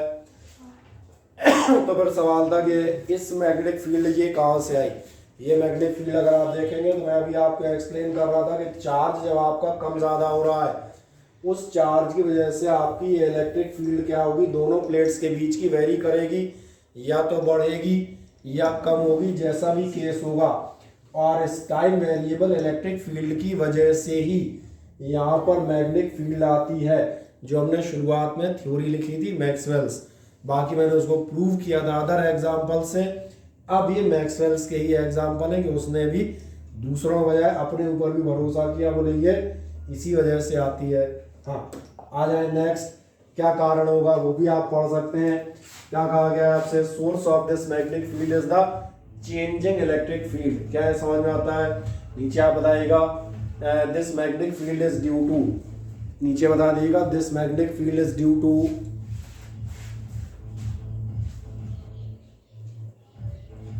the change in electric field, due to the change in electric field, full stop. When the capacitor is charged, when the capacitor is charged, the electric field between plates, capacitor is charged, the electric field between the plates, electric field between the plates changes, and this variable electric field changes, and this variable electric field produces magnetic field. This variable electric field produces magnetic field. क्या है, complete मिल जाता है? हाँ है ना। मैंने पुराने example से भी आपको शो कर दिया, जो आप 10th लेवल पढ़ते हैं, मैंने नए से भी शो कर दिया। तो अब एक सवाल आएगा, मैक्सवेल्स डिस्प्लेसमेंट करंट, या फिर आएगा उसका मॉडिफिकेशन क्या था। तो चाहे मॉडिफिकेशन कहते हैं, चाहे एक सिंपल हेडिंग डाल दें, और हेडिंग डाल दीजिएगा कंसेप्ट ऑफ डिस्प्लेसमेंट करंट। एक हेडिंग आप डाल देंगे concept of displacement current.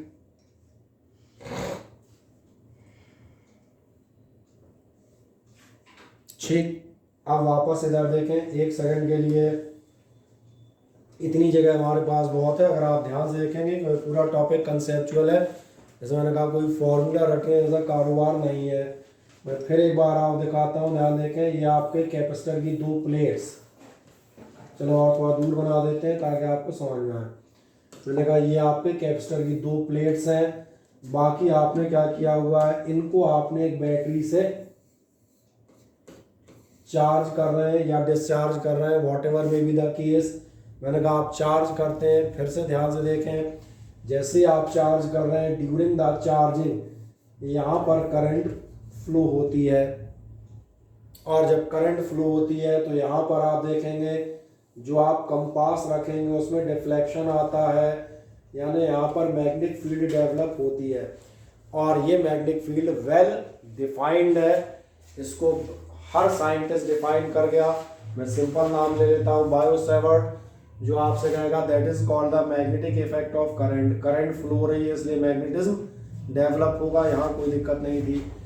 Problem कहाँ है, जहाँ हम बात कर रहे थे, प्रॉब्लम यहाँ है कि यहाँ पर रखा हुआ जो आपका मैग्नेटिक कंपास है ये भी डिफ्लेक्ट होता है। सही है। मैक्सवेल ने इसका रीज़न क्या कहा, मैक्सवेल ने इसका रीज़न कहा कि ये यहाँ जो मैग्नेटिक फील्ड डेवलप हो रही है ये काय की वजह से हो रही है, ये इस इलेक्ट्रिक फील्ड की वजह से डेवलप हो रही है। जो आपकी इलेक्ट्रिक फील्ड कितनी थी, सिग्मा अपॉन एप्सिलॉन नॉट हो गया, क्यू अपॉन एप्सिलॉन नॉट। चूंकि आपका चार्ज कम या ज़्यादा हो रहा है तो यहाँ पर इस वेरिएबल इलेक्ट्रिक फील्ड की वजह से कहीं ना कहीं मैग्नेटिक फील्ड का असर आपको दिख रहा है। ये भी हमें समझ में आ गया। अगर आप ध्यान से देखें तो आपको एक चीज़ समझ में आ रही है, ये जो आपकी वेरिएबल मैग्नेटिक फील्ड है, बहुत ध्यान देखना, मैं इसको एक चीज़ लिखता हूँ, उसको देखना मैं क्या कह रहा हूँ। ये जो आपकी वेरिएबल इलेक्ट्रिक फील्ड है, ये है तो वेरिएबल इलेक्ट्रिक फील्ड, लेकिन इस समय वही काम कर रही है जो आपकी करंट करती है। करंट का काम भी वही है, मैग्नेटिक फील्ड डेवलप करना, मैग्नेटिक इफेक्ट डेवलप करना, और इस वेरिएबल इलेक्ट्रिक फील्ड का काम भी यहाँ पर क्या है, to develop the magnetic field. यानी हम ये कह सकते हैं कि इस प्लेस पर जो आपकी वेरिएबल मैग्नेटिक फील्ड है, सॉरी वेरिएबल इलेक्ट्रिक फील्ड है, वो कहीं ना कहीं करंट के इक्विवेलेंट है, और इसीलिए इसे कहा जाता है डिस्प्लेसमेंट करंट। ये ध्यान रखिएगा, डिस्प्लेसमेंट करंट एक्चुअली करंट नहीं होती। डिस्प्लेसमेंट करंट का मतलब क्या होता है, टाइम वेरिएबल इलेक्ट्रिक फील्ड, जो भी इलेक्ट्रिक फील्ड टाइम के साथ कम हो रही है या ज़्यादा हो रही है, बट एक एस्पेक्ट में है electric field time variable, but ये अपनी प्रॉपर्टी, अपना नेचर कैसा शो कर रही है, as it is equivalent to an electric current. क्या अभी डिस्प्लेसमेंट करंट का मतलब समझ में आता है? यही आपकी हेडिंग थी कि कंसेप्ट ऑफ डिस्प्लेसमेंट करंट। फिर एक और छोटी सी बात पे जाऊंगा तो इतना कंसेप्ट क्लियर हो जाता है। अब हम इसके मैथमेटिकल पार्ट पे आते हैं ताकि समझ में आ जाए। एक हेडिंग आपने डाल दी थी वो कंसेप्ट ऑफ डिस्प्लेसमेंट करंट, उसमें आप लिख दीजिएगा मैक्सवेल प्रूव्ड दैट, इसमें आप लिख देंगे Maxwell proved that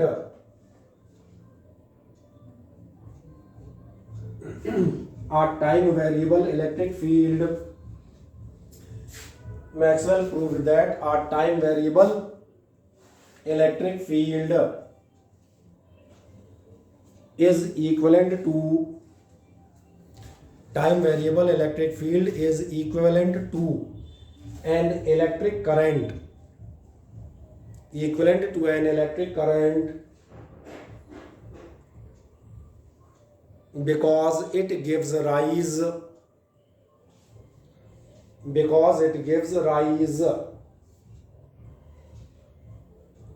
to generation of magnetic field.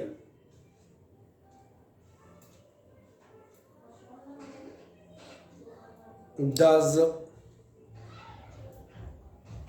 generation of magnetic field, does he introduced a term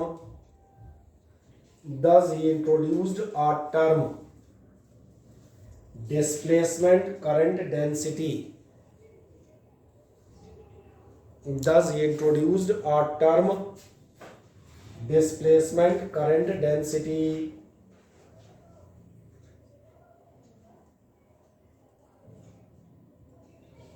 उसने कौन सा टर्म इंट्रोड्यूस किया? Displacement current density. अब मैं एक सिंपल सी बात याद दिलाता हूँ, करंट डेंसिटी क्या होती है ये मैं आपको याद दिला दूँ। करंट डेंसिटी होती है करंट पर यूनिट एरिया, यानी अगर आप सिंपल भाषा में लिख रहे होंगे तो करंट डेंसिटी जे से लिखते थे। जे होता था आपके लिए करंट डेंसिटी, यानी कि हमने कहा करंट पर यूनिट एरिया, और इसको आप लिख देते थे DI/DA। यही हुआ करंट पर यूनिट एरिया, मतलब यही हुआ। अगर इसको सीधा कर लोगे तो क्या आपका ध्यान जाता है, DI बराबर क्या होगा, JDA, या आप कह सकते हैं I इज इक्वल्स टू कितना ले लिया जाएगा,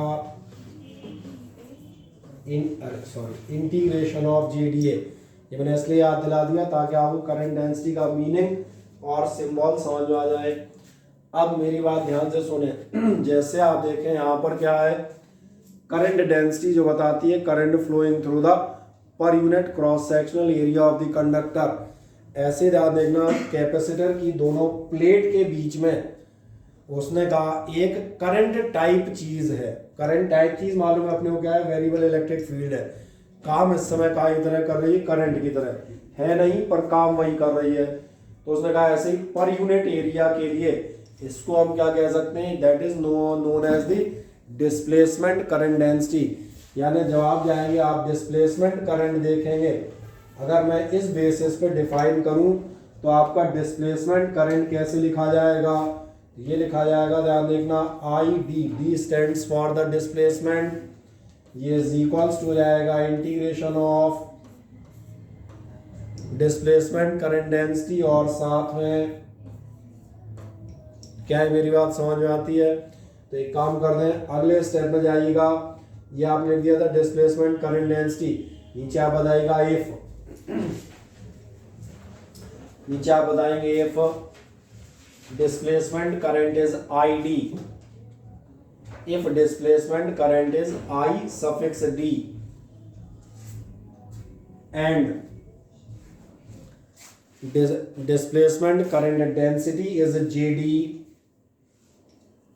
and displacement current density is JD, ये सामने लिखे हैं ना, is JD, ठीक।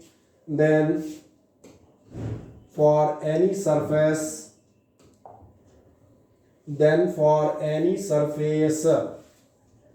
और मैं एक लाइन पहले से स्टार्ट करता हूं ताकि आपको समझ में आ जाए। आपका डिस्प्लेसमेंट करंट डेंसिटी क्या होगा, ध्यान देखना, ये होगा current per unit surface area. तो लिख दें then for any surface S J D is equals to D I D upon D S, या आप कह सकते हैं आपका D I D is equals to कितना हो जाएगा, ये हो जाएगा J D dot D S, and it is better to write integration form में आप क्या कह देंगे, डिस्प्लेसमेंट करंट होगी इंटीग्रेशन ऑफ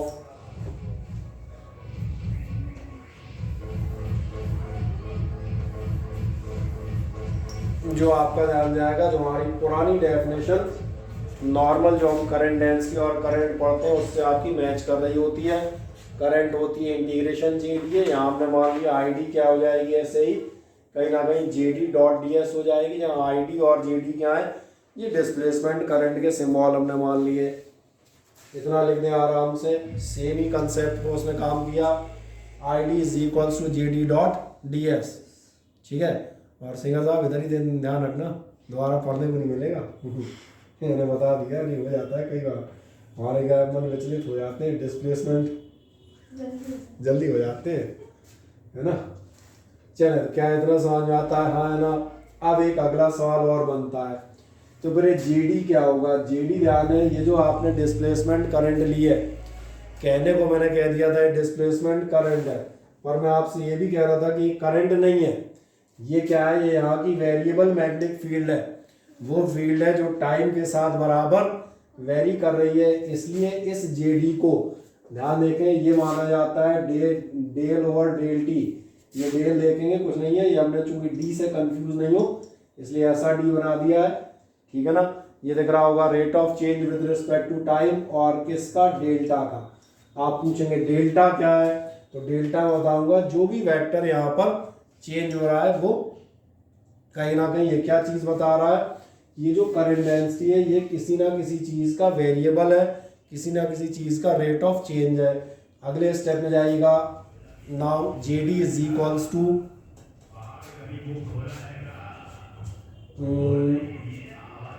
चलो कहाँ लिख दूँ, यहाँ पे लिख देता हूँ।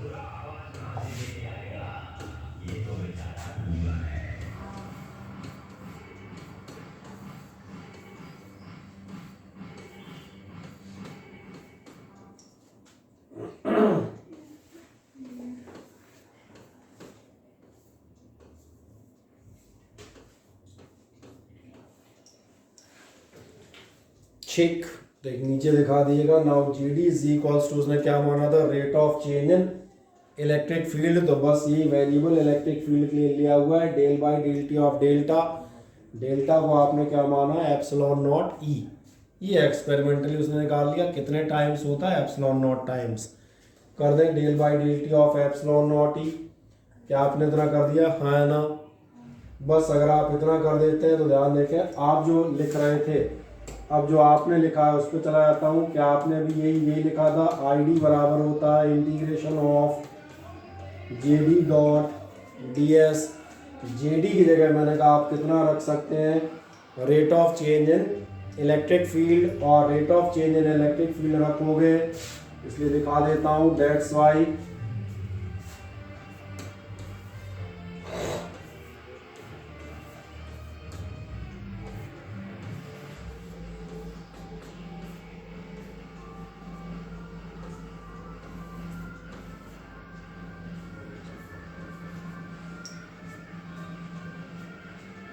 ठीक है। वेक्टर फॉर्मेट मैंने कर दिया है ताकि आप बिल्कुल समझ में आए। कितना मैंने ले लिया, del by del T of rate of change in electric field.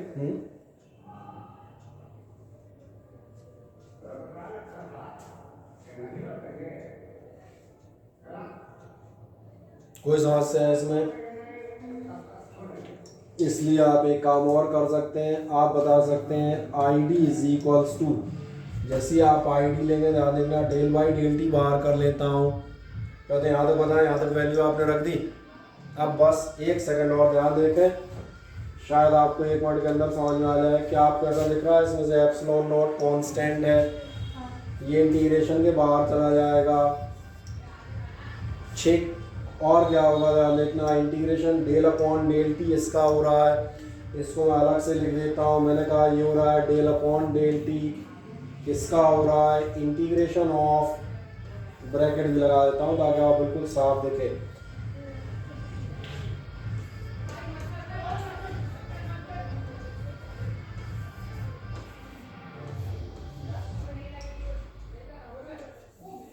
इस ढंग से लिखना समझ में आ गया? केवल क्रम चेंज कर दिया, एप्सिलॉन नॉट बाहर ले लिया, मैंने ले लिया del by del T of, कर दिया। कर दें यहाँ तक?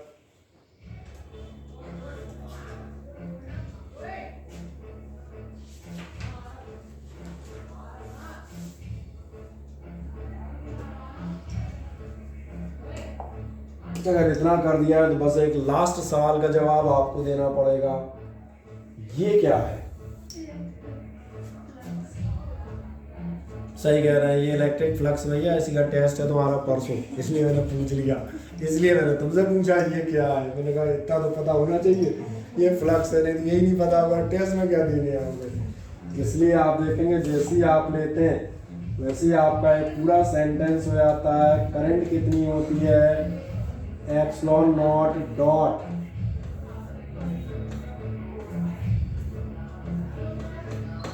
अब इधर इतना कर दें, फिर मैं आपको एक मजेदार बात बताऊंगा दोबारा से। इतना और लिख दें, I D is equals to epsilon naught del phi E upon del T, और जिन्हें नहीं ध्यान हो यहाँ पे लिख दीजिएगा but integral E D S बराबर इलेक्ट्रिक फ्लक्स। मेरा मानना है मालूम होना चाहिए, क्योंकि आपका परसों में कह रहा था इसी का टेस्ट है, तो ये तो पता होना ही चाहिए।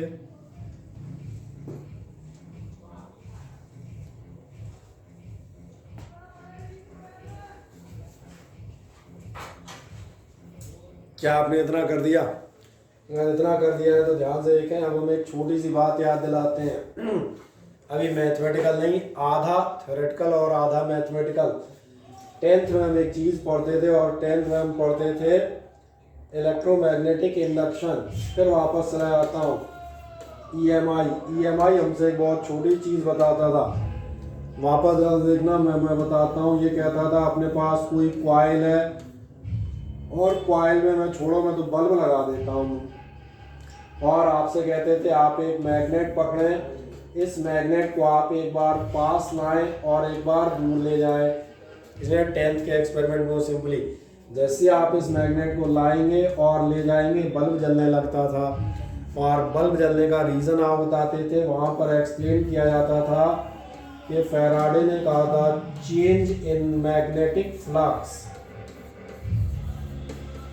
इस कॉइल में जो मैग्नेटिक फील्ड लाइंस का नंबर कम या ज़्यादा होता है, या कहा जाए जो भी मैग्नेटिक फ्लक्स चेंज होता है, उसकी वजह से ये मैग्नेटिक एनर्जी आपकी किस में ट्रांसफ़र हो जाती है, ध्यान जा रहा है, इलेक्ट्रिकल एनर्जी में। और उसी समय एक अपने लिए लॉ आता था कि इंड्यूस्ड ईएमएफ आपका क्या होता था, rate of change in magnetic flux से आपको मिलता था इंड्यूस्ड ईएमएफ, यानी कि मैंने कहा वोल्टेज कह सकता हूँ सिंपली। ये मैंने कहा ये मैग्नेटिज्म टू इलेक्ट्रिसिटी गया था, ये एक्सपेरिमेंट किसका था, फैराडे का। और इस बेसिस पे हमने जो है एसी और डीसी डायनमो पढ़े हुए थे, जिनमें आपकी कॉइल घुमाते थे और आप इलेक्ट्रिसिटी जनरेट करते थे। अब एक बहुत साधारण सी चीज़ देखिएगा, यहाँ आपने क्या लिखा है, यहाँ आपने लिखा है आई डी बराबर epsilon naught del phi E upon del T. क्या आपने ध्यान दिया, आप क्या लिखे हैं, आप लिखे हुए हैं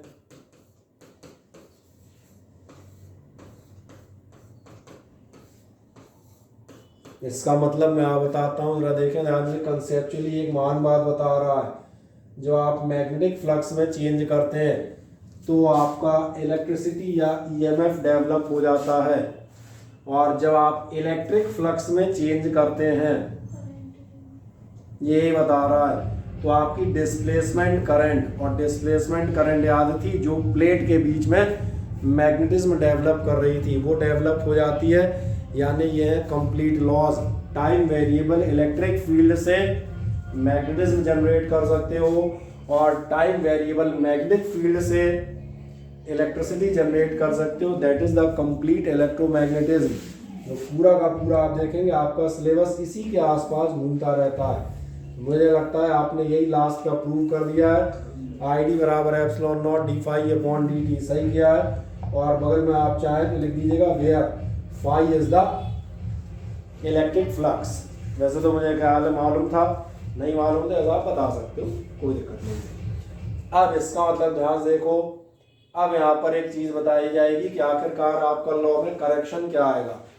लॉ में करेक्शन ये आएगा कि हम पहले क्या मान के चलते थे कि आपका जो close line integration vector B dot vector DL होगा, यानी जो भी आपकी मैग्नेटिक फील्ड होगी वो केवल और केवल उस करंट की वजह से होगी जो कि किसी कंडक्टिंग वायर से होकर जा रही है। इसलिए मैं इसको साफ लिख देता हूँ आईसी, यानी केवल और केवल कंडक्शन करंट की वजह से, जो वायर से करंट जा रही है उसकी वजह से मैग्नेटिक फील्ड डेवलप होगी।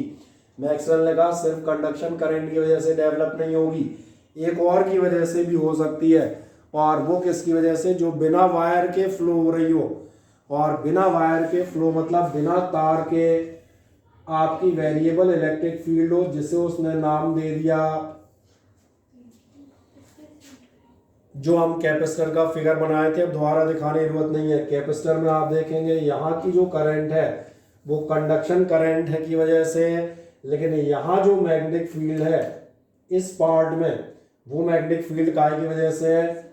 इसलिए अगर कहा जाए कि जो टोटल मैग्नेटिक फील्ड होती है उसके दोनों कॉज होते हैं, the conduction current as well as the displacement current, यानी कि rate of change in electric field या इलेक्ट्रिक फ्लक्स। इसीलिए उसने लॉ को मॉडिफाई क्या किया, बीडीएल बराबर mu naught I C plus I D. क्या ये क्लियर हो जाता है। अब एक काम कर दें, नीचे आप लिखिएगा thus Maxwell modified Ampere's law, thus Maxwell modified Ampere's law for displacement current, Maxwell modified Ampere's law for displacement current। और डैश मार के आप बताएंगे, क्या बता दोगे, line integral of vector B dot vector DL बराबर mu naught I C plus I D. समझ आ गया, केवल कंडक्शन नहीं डिस्प्लेसमेंट करंट भी आपकी लगेगी।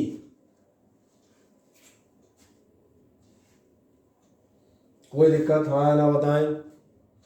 और एक मजेदार बात, चाहें तो आप इसको थोड़ा और आगे प्रोसीड कर सकते हैं। कैसे प्रोसीड कर सकते हैं, ये हो जाएगा म्यू नॉट कंडक्शन करंट तो आपकी है ही प्लस आई डी। जस्ट एक लाइन ऊपर देखें, आपने आई डी की वैल्यू कितनी लिखी है, तो आपने लिख रखी है एप्सिलॉन नॉट और rate of change in electric. चलो थोड़ा वैसा हो गया, देख लेना तुम्हारे पास ही लिखी है ना। ये आपका हो जाता है total mu naught I C plus epsilon naught del phi E upon del T. ठीक, अब ये समझ में आते हैं। बाकी आई सी आई डी मालूम है, तो उनको मैं जो कह दूँ ऐसा कोई बहुत ज़्यादा आपको वो करने की ज़रूरत नहीं है। एक तो ये लॉ आप समझ जाएंगे। अब इस लॉ के बाद जो आपके पास अगली चीज़ आएंगी, ये 4 इक्वेशन आती हैं, तो इनको भी 2 मिनट में देखें। एक सिंबल हेडिंग डाल दीजिएगा मैक्सवेल्स इक्वेशंस। और मज़ेदार बात ये है कि मैक्सवेल्स इक्वेशन आपको पढ़ाने की ज़रूरत नहीं है, क्योंकि मैक्सवेल्स इक्वेशन आपको पता होती हैं अगर आप पढ़ रहे होंगे तो। हाँ, ये शर्त लागू है ना। और मैक्सवेल्स इक्वेशन में एक काम कर दिएगा, मैक्सवेल ध्यान है, मैक्सवेल्स ने इलेक्ट्रोमैग्नेटिज्म पे काम किया है। यानी इसका कहना है इलेक्ट्रिसिटी और मैग्नेटिज्म अलग अलग नहीं है, एक ही क्वाइन की 2 साइड हैं। एक साइड इलेक्ट्रिसिटी है, दूसरी साइड मैग्नेटिज्म है। अब ज़रा तुम इन चारों इक्वेशंस को ध्यान से देखो। जैसे ही आप इन चारों इक्वेशंस को ध्यान से देखेंगे तो आपको मैक्सवेल इक्वेशन अपने आप समझ में आ जाएंगी, नई नहीं है। पहली इक्वेशन कहती है कि अगर आप इलेक्ट्रिक फील्ड का इंटीग्रेशन करेंगे किसी भी सरफेस पर तो Q/ε0 के इक्वल होता है। एक्चुअली में आप इसे पढ़ चुके हैं। ठीक, अब इसी लॉ को यहाँ देखते हैं, देखें ध्यान से। जब आप फ्लक्स पढ़ रहे थे तो आपको एक चीज़ याद आएगी। मैंने आपसे कहा था कि अगर किसी स्फीयर में आपका कोई डाइपोल रख दिया जाए, ठीक है, ये आदमी की शक्ल नहीं बना रहा, डाइपोल बना रहा हूँ, किसी का ये अच्छी शक्ल बनी है। आप बता सकते हैं इस स्फीयर का टोटल फ्लक्स कितना होगा? 0। कारण क्योंकि आप पढ़ते थे फ्लक्स होता था, टोटल चार्ज 0 है तो आपका फ्लक्स 0 हो गया। या दूसरा कारण बताते थे, दूसरा भी कारण याद दिला देता हूँ। पॉजिटिव से जितनी लाइंस आपकी बाहर निकलेंगी उतनी ही लाइंस नेगेटिव से अंदर आएंगी। यानी इनकमिंग और आउट गोइंग फ्लक्स नेगेटिव और पॉजिटिव यही साइन लेते हैं, दोनों बराबर होंगे। जितना आपका पॉजिटिव फ्लक्स होगा एग्जैक्टली उतना ही क्या होगा, नेगेटिव फ्लक्स टोटल 0 होगा। तो ये ध्यान जा रहा है किसी भी स्फीयर के लिए अगर आप इलेक्ट्रिक डाइपोल रखते हैं तो इलेक्ट्रिक फ्लक्स कितना हो जाता है? 0। मैं इस वर्ड को हल्का सा रिप्लेस करता हूँ, मैं यहाँ पर बात करता हूँ, मैं यहाँ पर एक मैग्नेटिक डाइपोल रख देता हूँ तो हमारा ध्यान जाता है मैग्नेटिक फ्लक्स कितना हो जाएगा? 0 होगा। क्यों? जितनी लाइन्स यहाँ से आउटवर्ड जाएंगी उतनी ही लाइन्स वहाँ से इनवर्ड आएंगी। इसीलिए आपका ध्यान जाएगा मैग्नेटिज्म में आपका गॉसेस लॉ कन्वर्ट करोगे तो ये क्या कहता है, इंटीग्रल BdS बराबर हमेशा कितना होगा? 0। क्योंकि ये आप बहुत छोटी क्लासेस से पढ़ते आए हैं कि इंडिविजुअल चार्ज तो होते हैं पॉजिटिव नेगेटिव। अगर मैं इस पेन को अपने बालों में घिसता हूँ और हमारी इच्छा नहीं है तो आप पेन लेके अपने घर चले जाए, मैं अपने बाल लेके अपने घर चला जाऊँगा, नहीं फैक्ट है ना, यही तो पॉजिटिव नेगेटिव चार्ज होंगे ना। लेकिन ये बहुत अच्छे से पढ़ा होगा, मैग्नेट के 2 पोल सेपरेबल नहीं होते हैं। मैग्नेट जब भी होता है डाइपोल के फॉर्म में होता है। इसलिए मैंने याद दिलाया इलेक्ट्रिक डाइपोल का फ्लक्स 0 है तो मैग्नेटिक डाइपोल का हमेशा कितना होगा। अब तीसरा देखें, ये आपसे मैं फैराडेज लॉ की बात कर रहे थे, इसको यहाँ ऐसा लिख देता हूँ।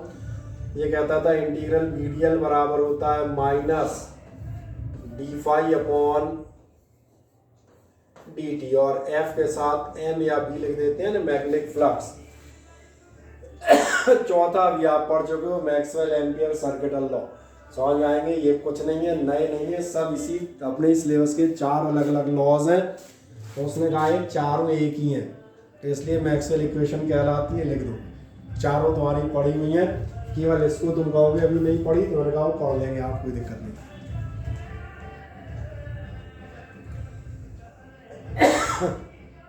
कभी आपके यहाँ आ जाए write down the Maxwell's equation, तो मैंने कहा नया क्वेश्चन लिखना, अपने पुराने लॉज चारों दिखा दें, Gauss's law in electrostatics, Gauss's law in magnetism, Faraday's law of EMI और लास्ट आपकी मैक्सवेल्स एम्पियर सर्किटल लॉ, खत्म। ठीक है, और इसको सही करके लिखिएगा, वो प्रिंटिंग में खिसक गया है नीचे। हाँ, ये तो पता है क्या लिखा है। हाँ नहीं कोई नहीं, ये क्या लिखा है, ठीक है। अब इस बाद हम नेक्स्ट और बस इसमें थोड़ी सी थ्योरी बचती है, EM वेव्स कैसे प्रोड्यूस होती हैं और इनकी प्रॉपर्टीज़, इनको डिस्कस करेंगे। ये पार्ट आपका बहुत फुर्ती से हो जाएगा। इसका मैथमेटिकल पार्ट हम बता दें लगभग इतना ही था।